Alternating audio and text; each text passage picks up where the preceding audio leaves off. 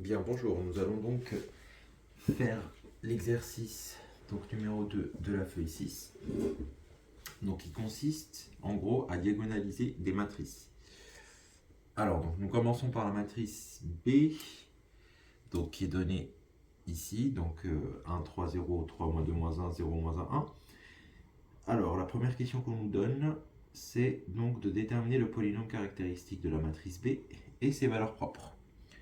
Alors, donc pour le polynôme caractéristique, donc je rappelle que généralement nous le notons donc xi de lambda et c'est égal au déterminant donc de la matrice B moins lambda fois l'identité.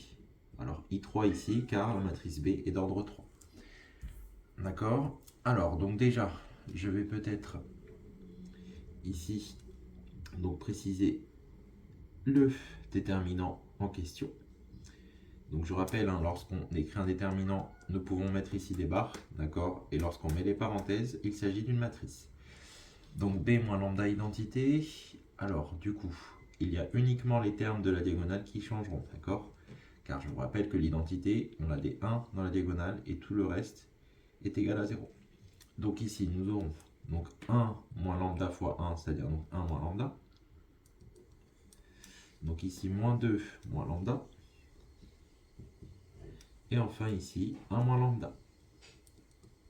Donc tout le reste est identique. Donc 3, 0, moins 1. 3, 0, moins 1. Alors pour calculer ce déterminant, nous allons utiliser la méthode de Sarrus allongée. Alors entre guillemets, donc en gros, je vais recopier les deux premières colonnes à côté. D'accord, donc 1 moins lambda, 3, 0. Donc 3 moins 2 moins lambda, moins 1. Et je vais dessiner les diagonales. Alors, donc les premières diagonales ici que je dessine en vert, donc il s'agira d'addition, d'accord? Et enfin les trois suivantes que je vais faire ici en rouge, il s'agit ici de soustraction. Voilà, donc nous allons exprimer ce déterminant. Donc xi de lambda, c'est donc égal à donc 1 moins lambda au carré multiplié par moins 2 moins lambda, plus, alors 0, plus une nouvelle fois 0. Donc je le note pour qu'on voit bien donc la formule ici utilisée. Et moins, donc, eh bien cette diagonale me donne 0. Moins, alors ici j'aurai une fois 1 moins lambda. Et enfin ici, moins 9 fois 1 moins lambda. Voilà. Alors, lorsqu'on vous demande de calculer, de déterminer un polynôme caractéristique, il ne faut surtout pas développer. D'accord? Donc là, il faut essayer de factoriser. Si on regarde bien, on a un facteur commun. Il s'agit ici de donc 1 moins lambda. D'accord? Donc nous allons du coup ici le factoriser. Donc je vais écrire 1 moins lambda facteur de, donc du coup, donc ici il me reste 1 moins lambda fois moins 2 moins lambda.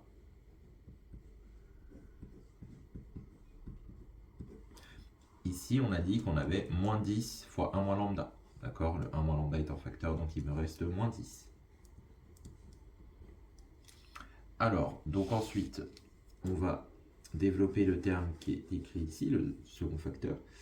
D'accord, donc là j'aurai 1 moins lambda facteur de donc la double distributivité, moins 2 moins lambda plus 2 lambda plus lambda carré moins 10, ce qui nous donne au final xi de lambda égale 1 moins lambda multiplié par lambda carré moins lambda moins 12.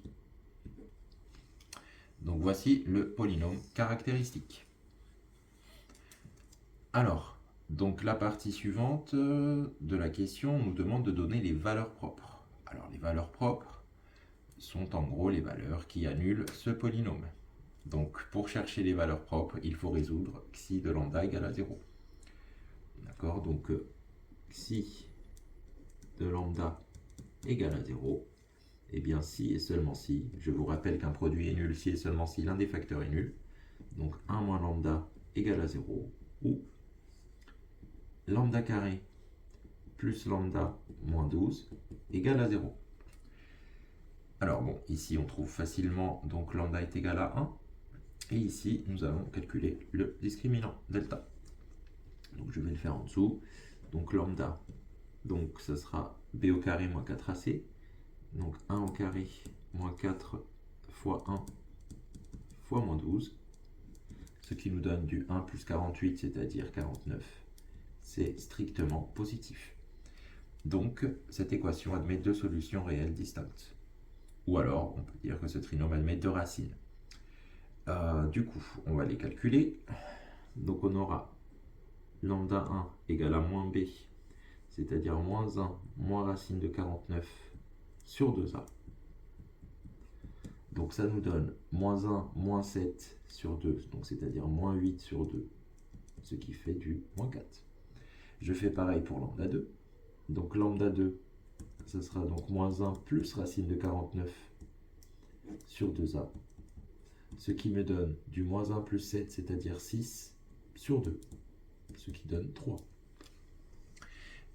Donc au final, nous pouvons dire que xi de lambda est égal à 0, si et seulement si pardon, lambda appartient donc à l'ensemble, donc composé des valeurs donc 1, moins 4, 3.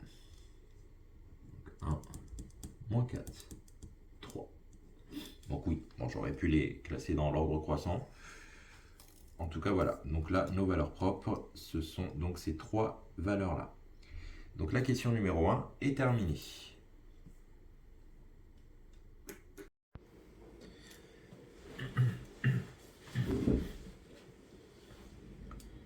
Bien, nous pouvons donc passer à la question numéro 2, donc, qui consiste à donc, déterminer les espaces propres associés, donc aux valeurs propres. Alors, donc si on considère nos valeurs propres, la première valeur propre qu'on avait, donc c'était 1.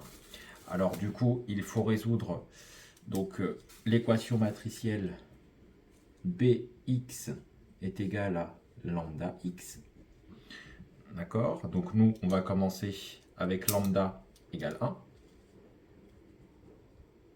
Donc pour lambda égale 1, du coup, nous devons résoudre l'équation matricielle bx est égale à x. Donc, la matrice B, donc nous l'avions, hein, d'accord. Donc lorsqu'on, alors oui, je vais peut-être le noter à côté. Hein. Donc on va poser grand X, donc x, y, z, d'accord. Donc où x, y et z sont des réels, d'accord. Donc appartiennent à R3. Voilà. Donc pour résoudre cette équation matricielle, donc là on multiplie rapidement, hein. Du coup on aura b fois x, ça va nous donner donc x plus 3y, donc plus 0 est égal à x. D'accord. Donc la deuxième ligne nous donne 3x moins 2y moins z est égal à y. Et enfin la dernière ligne, donc 0 moins y plus z est égal à z. Donc nous devons résoudre ce système. Alors ce système va se résoudre assez rapidement car nous allons dans un premier temps retirer les valeurs, enfin les z, pardon, à la dernière ligne. Donc lorsque je retire z, on obtient moins y égale 0, mais c'est-à-dire y égale 0. Du coup, si je remonte dans ma deuxième ligne, donc les y, donc du coup ça nous donne 0, hein, il ne nous reste plus que 3x moins z égale à 0, ce qui donne donc z égale à 3x.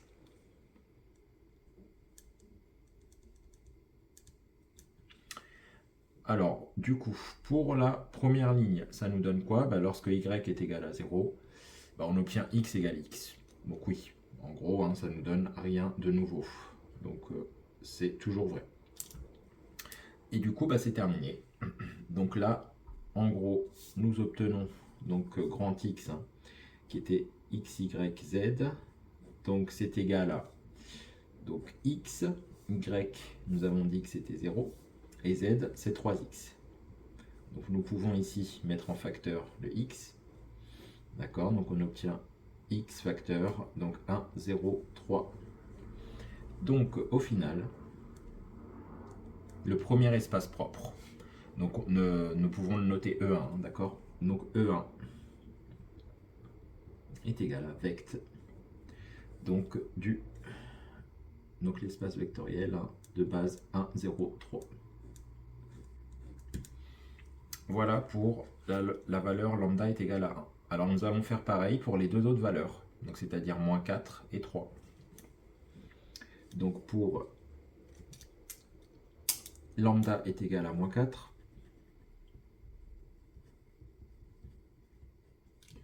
donc là nous devons résoudre l'équation matricielle bx est égal à moins 4x, d'accord. Donc j'utilise ce que j'ai mis au début, donc effectivement, hein, nous devons résoudre cette équation matricielle à chaque fois. Alors ça va aller assez vite car bx, nous l'avons déjà noté, hein, c'est le premier membre, d'accord. Donc là ça ne va pas changer. Par contre, ensuite le second membre, on va multiplier ici, donc x, y, z par moins 4. Donc nous avons x plus 3y est égal à moins 4x, donc 3x moins 2y moins z est égal à moins 4y, et enfin moins y plus z est égal à moins 4z. Donc on va faire de la même manière, hein, ça se résout assez vite ici, donc par substitution. Donc là on obtient donc j'aurai moins y est égal à moins 5z, ce qui veut dire que y est égal à 5z, d'accord. Donc là on obtient y est égal à 5z.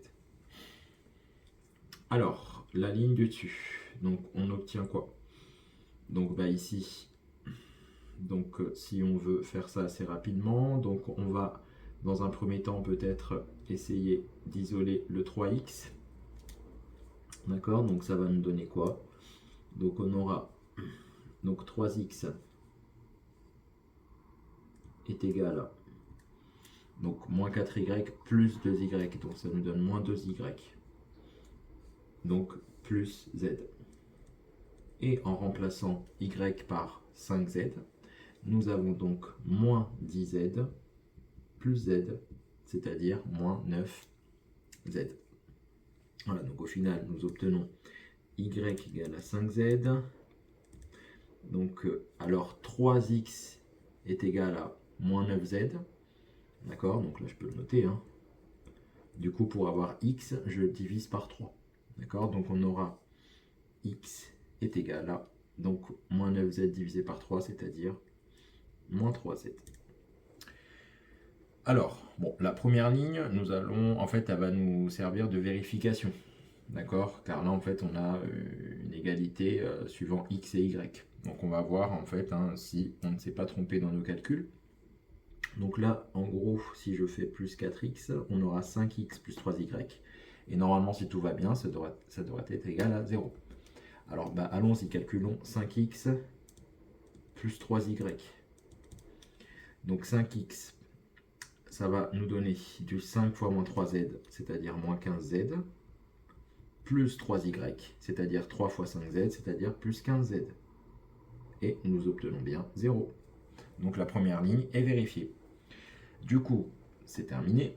Au final, donc le vecteur de R3, donc x, y, z, en gros, nous pouvons l'écrire comment?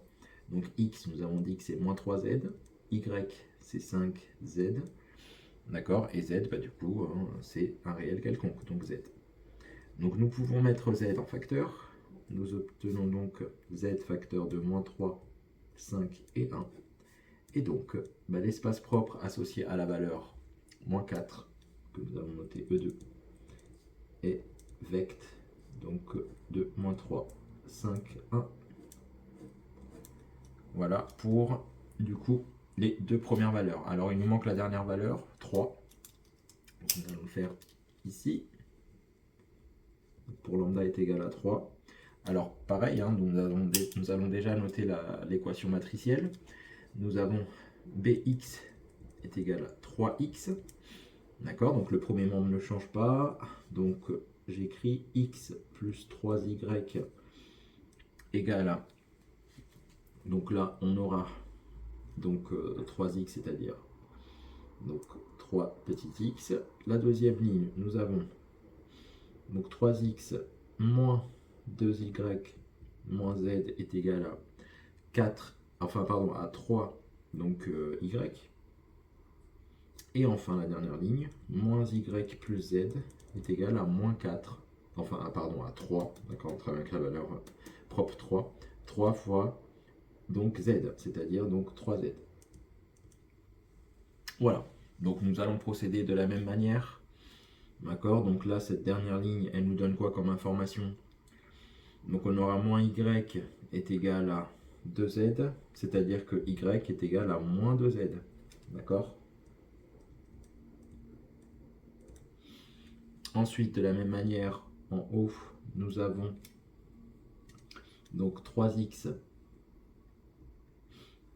donc est égal à... Donc j'aurai 3y plus 2y, c'est-à-dire 5y, plus z.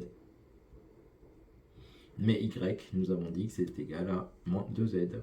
Donc nous aurons moins 10z, donc plus z, c'est-à-dire moins 9z. Donc de la même manière, nous pourrons diviser par 3 et on obtiendra x est égal à moins 3z. D'accord? Et enfin, donc la première ligne, donc si je reprends ici, donc on a dit y égale à moins 2z, x est égal à moins 3z, et enfin, ici, donc, alors si je remplace donc les valeurs, donc en gros, si je bascule le 3x à gauche, on aura x moins 3x, c'est-à-dire moins 2x plus 3y. Alors calculons donc moins 2x plus 3y, et normalement, si tout va bien, nous sommes censés obtenir 0. Donc moins 2x, c'est-à-dire on aura moins 2 fois moins 3z, donc ça va nous donner du 6z, plus 3y, donc plus 3 fois moins 2z, ça fait du moins 6z. Et on obtient bien 0. Donc c'est bien vérifié. Du coup, E3 est vect, d'accord, donc E3, donc c'est l'espace vectoriel associé à la valeur lambda égale 3. Donc c'est vect de... Alors oui, c'est vrai que j'ai peut-être sauté une petite étape ici, hein. Donc je vais peut-être le noter. Donc le vecteur x, y, z, en gros, nous remplaçons x par moins 3z, y par moins 2z, et nous gardons z. Donc au final, ça va nous faire z facteur de moins 3, moins 2, 1. Alors bien sûr, hein, si vous avez commencé par la première ligne, voilà, donc on pouvait très bien le faire, hein, donc exprimer y en fonction de x ou x en fonction de y, et ainsi de suite, d'accord, voilà. Bon, là, il se trouve qu'effectivement, c'était le plus simple, car en obtenant y en fonction de z, en remontant là, on obtenait directement x. Bon, voilà, en tout cas, c'est juste pour vous dire hein, qu'il n'y a pas une seule manière de résoudre un système, il y en a plusieurs. Donc là, nous obtenons E3 est égal à vect de, donc, moins 3, moins 2, 1. Et voici donc la question 2 qui est terminée. Bien, nous arrivons donc à la question numéro 3, où on nous demande de montrer que A est diagonalisable. Alors, je vais peut-être résumer déjà un petit peu ce qu'on a obtenu. Donc, on a obtenu que l'espace propre, donc associé à la valeur propre 1, donc que je peux noter E1, hein, comme on l'a vu précédemment.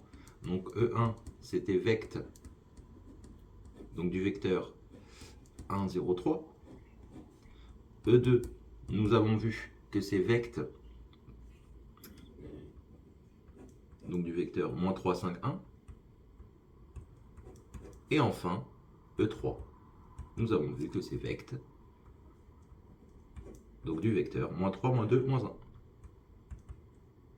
1. Moins 3, moins 2, 1, pardon. Voilà. De plus, la matrice B, d'accord, donc de plus, donc la matrice B est de dimension 3, 3. Donc en gros, la matrice B appartient donc à l'ensemble des matrices de dimension 3, 3, à coefficient réel. Alors, donc là vraiment, ce qu'il faut vérifier, donc c'est le corollaire du cours hein, qui dit que si la somme des dimensions des espaces propres est égale à n, d'accord, où B est de dimension nn, eh bien cela donc implique que la matrice est diagonalisable. Alors vérifions ça.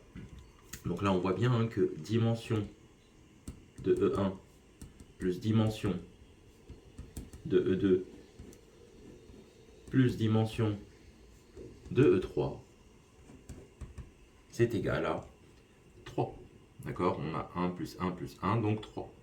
Et ça correspond bien à n, d'accord, ou B de dimension n fois n, donc c'est-à-dire 3 fois 3. Donc, la matrice B est diagonalisable. Donc voici la question numéro 3. Bien, nous allons terminer l'exercice. Donc, comme je l'ai mentionné tout à l'heure, hein, la partie la plus longue, hein, c'était vraiment, donc, on va dire la question 1 et 2, surtout la 2, hein, pour trouver les espaces propres. Mais là, vraiment, nous avons donc montré à la question 3 que la matrice B est diagonalisable. Du coup, dans la 4, d'après le cours, nous savons que B va s'écrire sous la forme matrice P inversible fois D fois P-1. Donc nous allons préciser ces matrices. P sera formé en fait des vecteurs formant donc des bases des espaces propres E1, E2, E3. Donc là, on aura 1, 0, 3, d'accord? C'est une base que nous avons trouvée pour l'espace propre E1. Ensuite, moins 3, 5, 1, donc une base de l'espace propre E2. Et moins 3, moins 2, 1, une base de l'espace propre E3. Et nous allons directement préciser la matrice diagonale T. Donc attention, donc c'est une matrice diagonale, d'accord? Donc nous aurons des zéros en dehors de la diagonale. Et là, il faut par contre respecter l'ordre. Ici, nous avons mis un vecteur formant une base de l'espace propre 1, et ça correspondait à la valeur propre 1. Ici, E2, c'est l'espace propre associé à la valeur propre moins 4. Et E3, c'est l'espace propre associé à la valeur propre 3. Voilà, donc je mets des zéros ailleurs. Et la question 4 est finie. Il nous reste la question 5, où là, on nous demande de calculer, enfin, pas vraiment de calculer, de déterminer B puissance 7, et on nous précise qu'il ne faut pas calculer P-1. Donc là, on va juste donner une expression, si vous voulez, de B puissance 7. Alors, B puissance 7, si j'y vais tout doucement, c'est P fois D fois P-1, le tout multiplié par P fois D fois P-1, donc P fois D fois P-1, je répète ça 7 fois en fait, d'accord? On va voir ce que ça va faire ensuite, il y a certainement des choses qui vont se simplifier, donc P fois D fois P-1, donc il manque 2 fois, P fois D fois P-1, et enfin P fois D fois P-1. Alors, on remarque qu'on a plusieurs fois le produit matriciel P-1 fois P, d'accord? Alors P-1 fois P, je rappelle qu'une matrice multipliée par son inverse nous donne l'identité. Alors ici, P est une matrice d'ordre 3, donc c'est-à-dire de dimension 3 fois 3, 3 lignes, 3 colonnes. Du coup, ça nous donnera ici à chaque fois I3, d'accord? L'identité d'ordre 3. Et je rappelle également qu'une matrice fois l'identité donne la matrice de départ. D'accord? A fois identité nous donne A de manière générale. Donc, à condition effectivement que les dimensions nous permettent de faire le produit matriciel. Bon, ici c'est vérifié, nous n'avons que des matrices 3-3. Donc, nous obtenons B puissance 7 au final est égal à P fois, alors du coup, j'aurai D fois D fois D fois D fois D fois D fois D, d'accord, car il y a l'identité au milieu, hein, ça ne change rien. Du coup, c'est D à la puissance 7 et fois P à la puissance moins 1. Alors, P, nous l'avions déjà donné, d'accord, donc on peut effectivement réécrire la matrice P, donc 1, 0, 3, moins 3, 5, 1, moins 3, moins 2, 1. D à la puissance 7. Alors une matrice diagonale, de manière générale, à la puissance n, il faut élever à la puissance n les éléments de la diagonale. Je vous laisse vérifier ça en posant le calcul matriciel, hein, le produit matriciel, mais ça se montre assez facilement. Du coup, là, nous aurons 1 puissance 7, moins 4 puissance 7, et 3 puissance 7. Donc des zéros ailleurs. Et fois P-1. Donc on ne nous demande pas de calculer P-1. On aurait très bien pu nous demander de le calculer, hein, notamment avec la méthode de Gauss pour trouver l'inverse. Bon, ici ce n'est pas demandé. Donc nous pouvons nous arrêter là pour la question 5 de l'exercice 2 avec la matrice B.